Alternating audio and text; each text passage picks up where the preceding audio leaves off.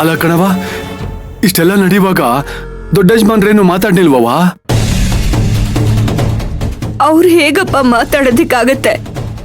ಸಾಕ್ಷಿ ಸಮೇತ ಎಲ್ಲ ತಪ್ಪು ನನ್ನ ಕಡೆನೆ ಇರುವಾಗ ಅವ್ರು ಏನ್ ಮಾತಾಡ್ತಾರೆ? ನನಗ್ ಬೆನ್ನೆಲ್ಬಾಗಿ ಹೇಗ್ ನಿಲ್ತಾರಪ್ಪ?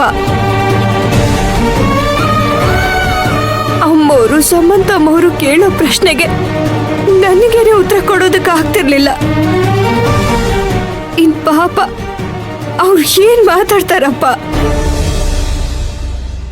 ಅಲ್ಲ ಕಣವ, ನೀ ಹೆಂಗೆ ಅಂತ ಗೊತ್ತಿದ್ಮೇಲೂ ಅವ್ರು ನಿನ್ ಮೇಲೆ ಕಳ್ತಂದಾರ್ಪ ಹೆಂಗ್ ಒರೆಸ್ತಾರೆ? ಅವ್ರಿಗೊಂದ್ ಸ್ವಲ್ಪನು ಮನುಷ್ಯತ್ವ ಅನ್ನೋದೇ ಇಲ್ವಾ? ಅಜ್ಜಿ, ನನ್ ಮೇಲೆ ಕಳ್ತನದ ಆರೋಪ ಹೊರಿಸಿರೋದು ಇದೇನ್ ಮೊದ್ಲೇನಲ್ಲ. ಈ ಹಿಂದೆ ಒಂದ್ಸಲ ಮನೇಲಿ ಒಡವೆ ಕಳ್ತನ ಆದಾಗ ನಾನೇ ಕದ್ದಿದ್ದೀನಿ ಅಂತ ಹೇಳಿದ್ರು. ಆಗ್ಲೇ ನನ್ ಮನೆಯಿಂದ ಹೊರಗಡೆ ಹೋಗ್ತಿದ್ದೆ. ಆದ್ರೆ ಇದ್ಯಾವುದು ನಿಮ್ಮ ಹತ್ರ ಹೇಳಿರ್ಲಿಲ್ಲ ಅಷ್ಟೇ. ಅಯ್ಯೋ,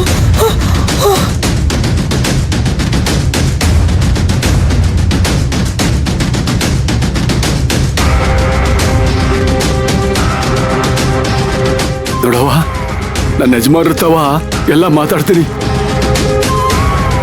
ನೀನ್ ಹಿಂಗ್ ದುಃಖ ಪಡ್ಬೇಡ ಕಣವ, ಅಳ್ಬೇಡ ಕಣವ, ನನ್ನ ಮಾತು ಕೇಳವ.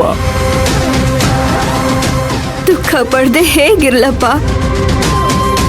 ಅವ್ರು ನನ್ನನ್ನ ಕಳ್ಳಿ ಸುಳ್ಳಿ ಅಂತ ಏನಾದ್ರೂ ಹೇಳಿ, ಆದ್ರೆ ಅವರು ನನ್ನ ತಂಗಿ ವಿಚಾರದಲ್ಲಿ ಆಪಾದನೆ ಮಾಡಿರೋದನ್ನ ಸಹಿಸ್ಕೊಳ್ಳೋದಕ್ಕೆ ಆಗ್ತಿಲ್ಲಪ್ಪ.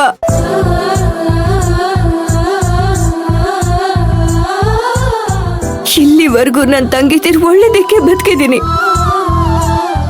ನನ್ನ ಜೀವನ ಆದ ಹಾಗೆ ಅವ್ರ ಜೀವನ ಆಗ್ಬಾರ್ದು.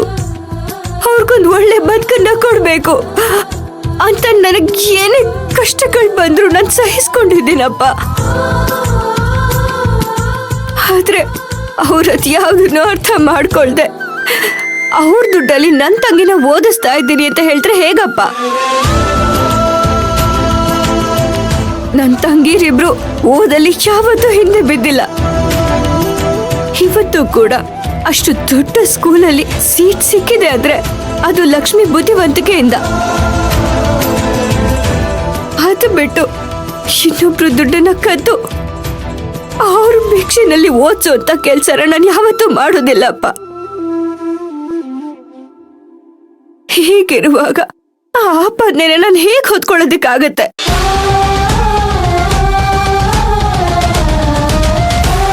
ಮಗಳೇ, ನಿನ್ ಗುಣ ಏನು ಅಂತ ನಮಗ್ ಗೊತ್ತಿಲ್ವೇನವ?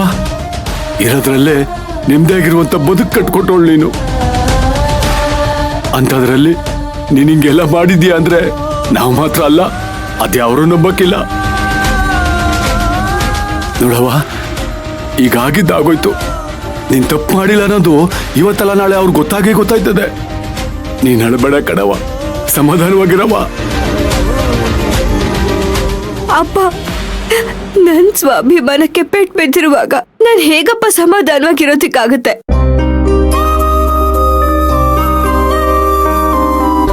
ಅದಕ್ಕೆ ಅವ್ರ ದುಡ್ಡನ್ನ ನಾನು ಅವ್ರಿಗೆ ವಾಪಸ್ ಕೊಡೋವರೆಗೂ ಆ ಮನೆಗೆ ನಾನು ಕಾಲಿಡಲ್ಲ ಅಂತ ನಿರ್ಧಾರ ಮಾಡಿದ್ದೀನಿ. ಅಲ್ಲಿಗೆ ಹೋದ್ರೆ ನನ್ನ ದುಡ್ಡು ತಗೊಂಡೇ ಹೋಗೋದು.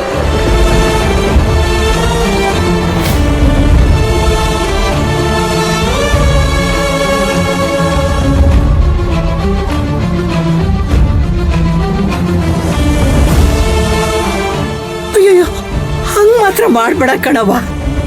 ಮೊದ್ಲೇ ನೀನ್ ಈ ಮನೆಗ್ ಬಂದ್ರೆ ಅವ್ರು ಸಿಟ್ಟು ಮಾಡ್ಕತ್ತಾರೆ.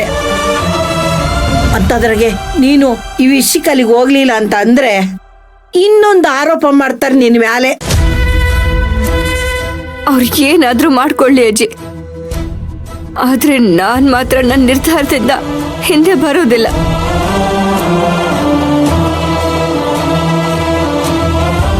ಇದು ನನ್ನ ತಂಗಿ ಓದಿನ ಪ್ರಶ್ನೆ.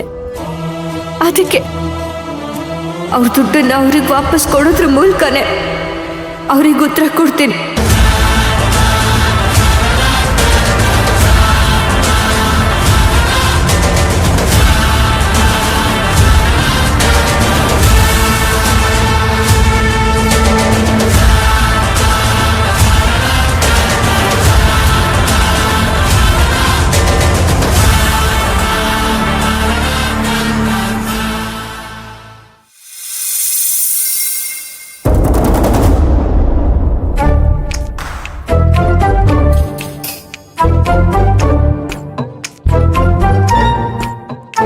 ಇದೇನಿದು? ನಾನ್ ಮನೆಗ್ ಬಂದ್ರು ಇಷ್ಟೊತ್ತಾದ್ರೂ ನಮ್ ಸಿಂಗಾರಿ ದರ್ಶನನೇ ಆಗಿಲ್ವಲ್ಲ.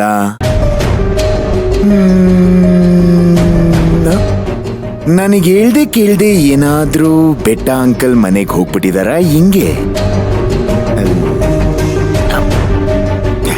ಫೋನ್ ಮಾಡುವ.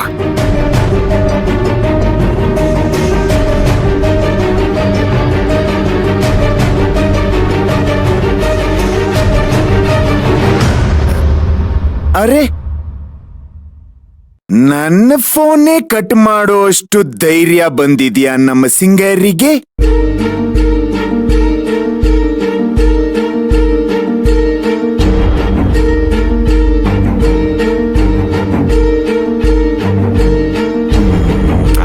ಆದ್ರೂ ಪರವಾಗಿಲ್ಲ, ಇನ್ನೊಂದ್ಸಲ ಫೋನ್ ಮಾಡ್ಬಿಡೋಣ.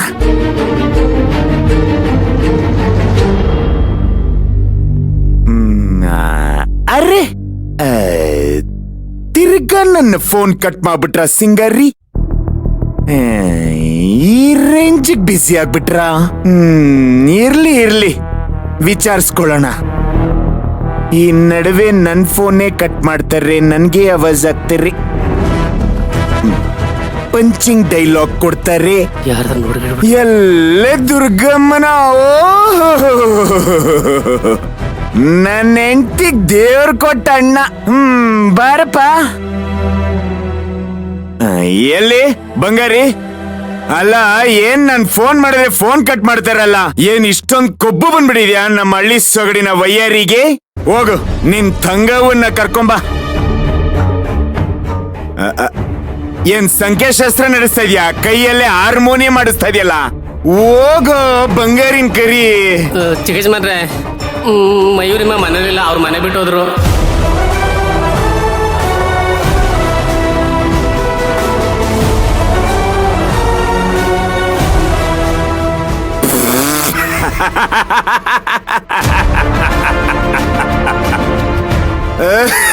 ಅಯ್ಯೋ ದೇವ್ರೇ,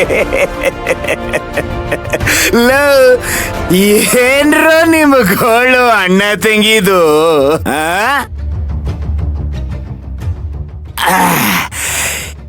ಹಿಂಗೆ ಹೇಳು ಅಂತ ನಿಮ್ಮ ದೇವ್ರ ಕೊಟ್ಟ ತಂಗಿ ಹೇಳ್ ಕಳ್ಸಿದ್ಲ? ಓ, ಸುಮ್ನೆ ನನ್ ಮುಂದೆ ಡವ್ ಮಾಡಬೇಡ. ಓ ಕರಿ, ನಾನು ತಾರಕ್ ಚಿಕ್ಕ ಯಜಮಾನ್ರು ಕರಿತಾ ಇದಾರೆ, ಅರ್ಜೆಂಟ್ ಆಗಿ ಬರ್ಬೇಕು ಅಂತ ಹೇಳು. ಹೋಗ್. ದೇವ್ರಾಣೆಗೆ ಅವ್ರ ಮನೇಲಿ ಇಲ್ಲ ಚಿಕ್ಕಜ್ಮಾನ್ರೆ.